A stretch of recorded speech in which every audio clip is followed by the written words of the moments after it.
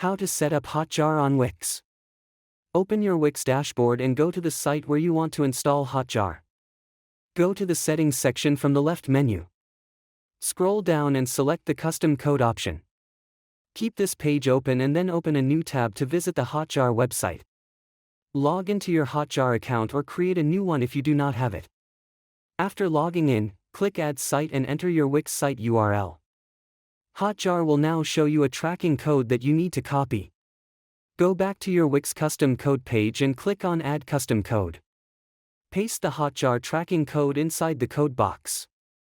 Select to add the code to all pages so Hotjar tracks your full website. Choose to load the code in the head section for proper tracking.